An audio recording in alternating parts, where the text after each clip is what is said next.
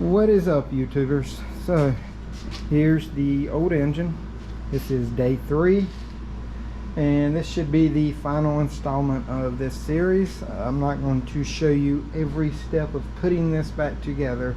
This video is going to be pretty much part numbers, torque specs, and pretty much showing the engine running. I hope so, we'll say that, and some common little things you need to do before you start this engine up, like let me find the paperwork. This is the box right here. The motor did come with all this right here. This is the warranty, the core return, all the information you need before starting the engine. It's going to have a packet in here, and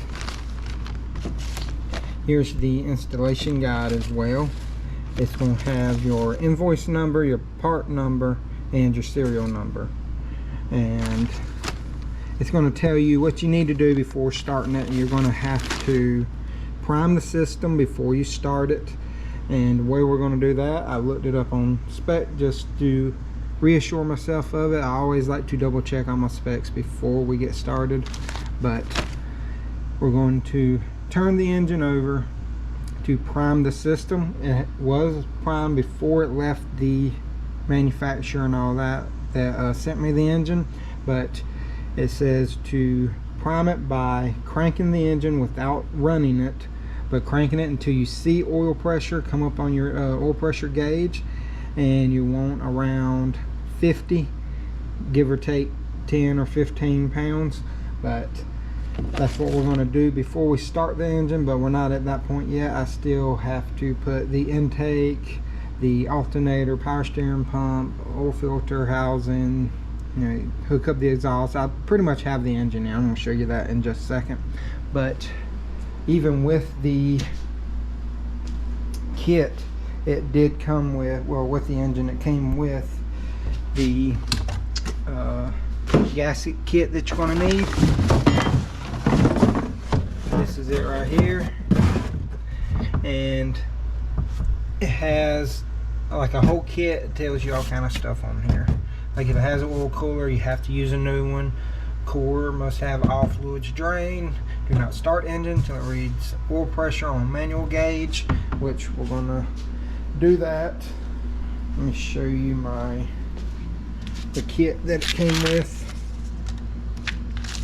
This is a kit. It doesn't have valve cover gaskets in it because I've already put those on, but we have, these are for the oil filter housing.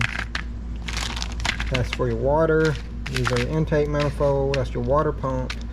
Your crush washer for your oil plug. We're going to do that, and then just a couple other, and thermostat, and that's pretty much that. I did have to get manifold bolts. This is the manifold bolts right here, part number 03411 for the Dorman bolts. They are M8 by 125, and these are approximately 56 millimeters long, and it does come with the nuts as well. They are M8 125 nuts. They come in packs of 10, but that's because the Fords, they do have the V10s that use the same studs as that one right there. So I had to buy 2 packs of those, and I installed them, ran them down till they bottomed out, put just a hair more of a turn, probably about a quarter turn on them, then put the manifolds on and stuck the nuts on and tightened them down. I will get you the specs to that in just a few moments, but we're going to show you the engine in at the moment. This is the current state of the engine. As you can see, we have the new water pump on. We have all the bolts tight on here. All the sensor bolts are tight. Tighten down the valve cover gaskets, as you can see right there. One thing I will say is putting the dipstick in on this is not fun. I did have to take the accumulator right here off, or dryer, whatever you want to call it, for the AC. I did have to loosen that, get it to move around, and then the O2 sensor on the passenger side, I had to take it out because the tube was hitting that too. And then the bolt is an 18mm bolt that goes through, or the head of the bolt is 18mm. It goes through and holds it in place. And it is roughly probably this long, which you probably can't tell in the video, but it's probably 2 inches long just to hold the dipstick on. I do believe there's one on this side. Yes, it's right here. The exact same bolt as this, except a little longer actually. At least on mine it was a little longer, but that's it right there. It's an 18mm head. This one holds, I think, part of the power steering or something like that on. Can't remember exactly, but I just got it stuck in there where it goes. As you can see, I got a lot of the bolts that where they go still stuck in there just to let me know where they go. But like I said, we're going to get this going. Got the wiring harnesses in, got the bell housing bolts in, all except for one. Then I'm going to put the torque converter bolts on. One other thing, there's a hose on the bottom of the intake. This is what it looks like. I did take it off the bracket. It come off of this bracket, or this pipe set, and it goes on this end right here. But I'm going to install this on the intake before I put the intake on. I'm going to put everything that I can. I may save the intake manifold for last, just so I don't miss anything. And as you can see, I still have one of my chains. Sorry about that. I still have one of my chains hooked up, but the knock sensors are in place, and we want to make sure we hook up all that as well. But I'm about to go in, get me some lunch real quick. I have all the motor mount bolts started.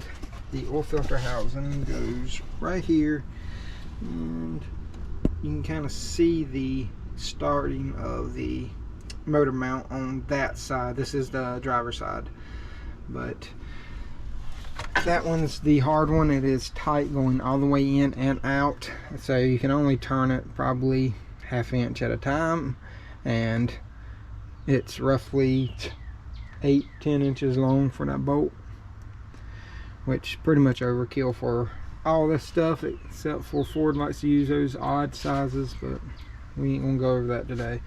Like I said, I'm gonna run in, grab me some lunch, and then I'm gonna start showing y'all some part numbers.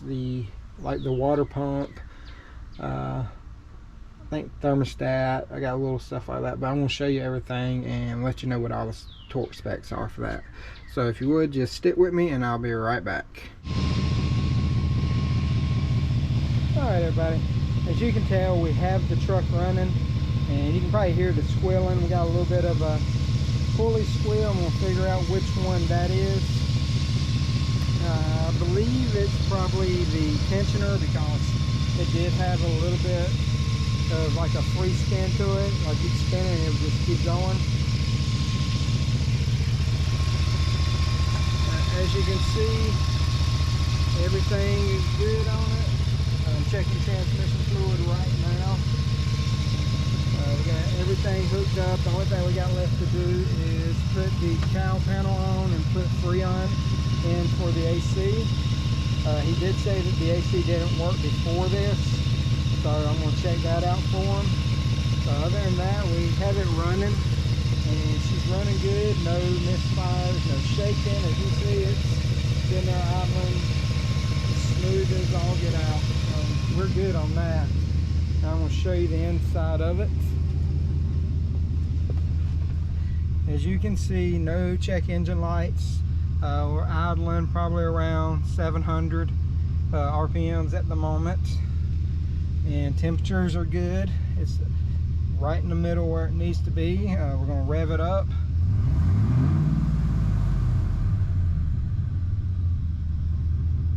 It comes down, doing good. So we're happy with this. I will test drive it here probably tomorrow, and I do have to weld up some of his exhaust because he did cut it and put a clamp on it, and we're just going to weld that up for him real quick. So it'd be a little quick, easy weld job.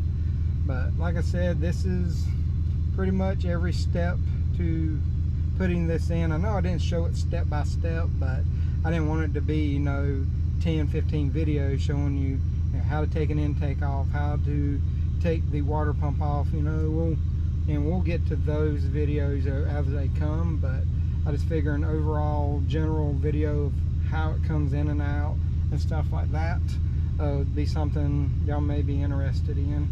But I am going to go over some torque specs and some part numbers with you. Alright, so I don't know how well y'all can see this right here, but all this right here is for the truck. So we got an oil filter right here. It's a Wix 51372. Then we got the exhaust bolt set, which is a Felpro, and we did get 2 of those.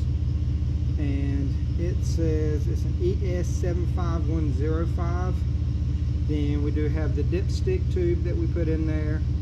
That is a 917376 Dorman thermostat.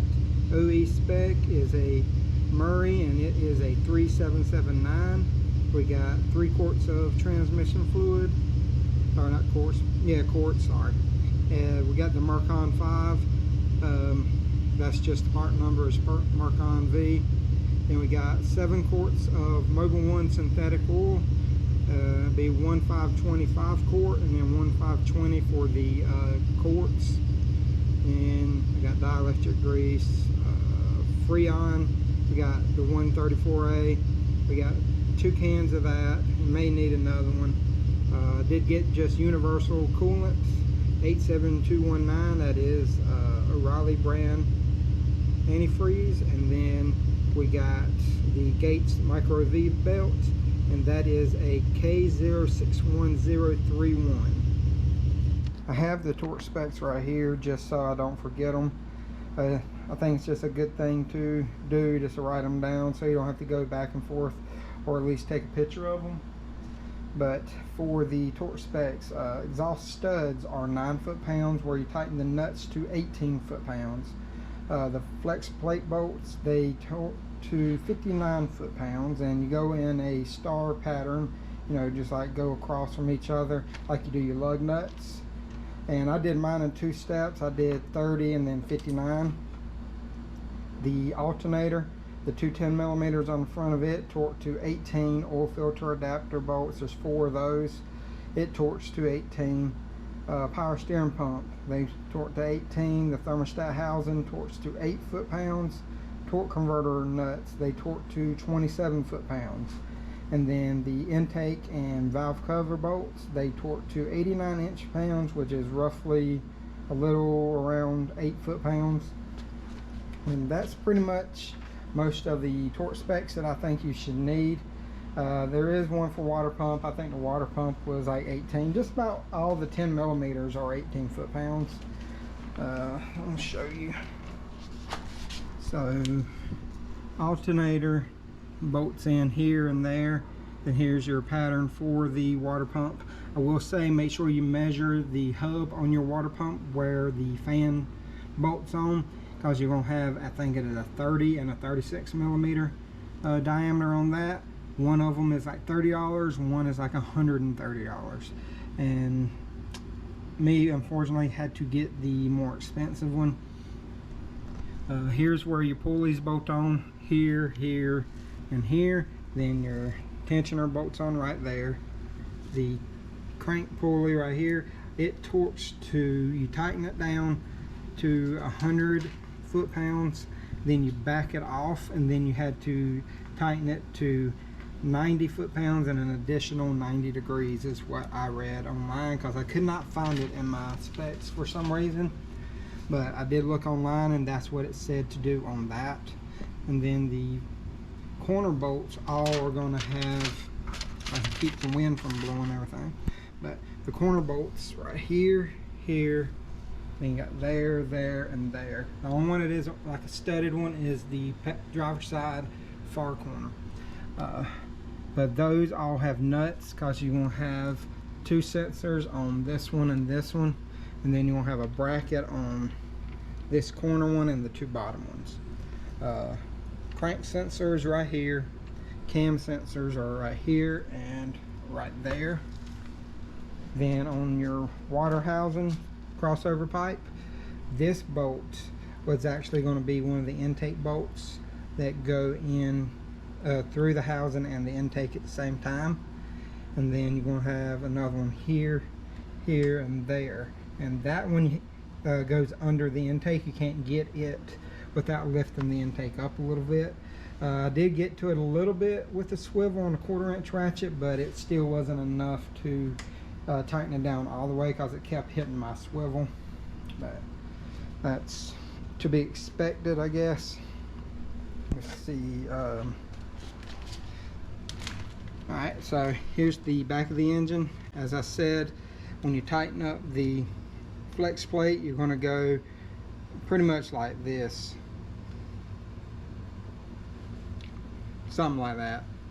Like I said, you're just going to have to jump around and come back. Go there, there, there, there, and there. That's how you do it. Sorry. First time was kind of all over the place. And then here are the studs right here for the exhaust manifold.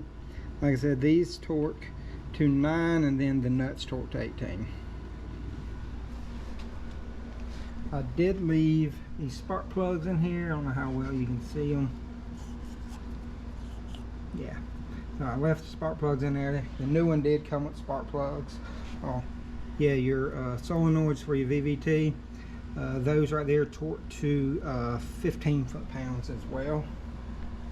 I'm trying to go over everything I can think of at the moment, just so if y'all need it, you have it. Oh, your sensors right here, knock sensors in the middle, those right there torque to 18 as well. But I do believe that will cover everything. And I will say, if you enjoyed the video, please like, subscribe, and hit that notification bell because it does help the channel. And I hope you enjoyed this series. If I left out anything that you may need, please feel free to comment, or you can even email me and I'll send you whatever you need to get your job done, and even give you whatever specs you need, or even give you the work procedure if you need that. But like I said, if you enjoyed the video, please hit all the buttons you can, and then until next time, y'all have a great day.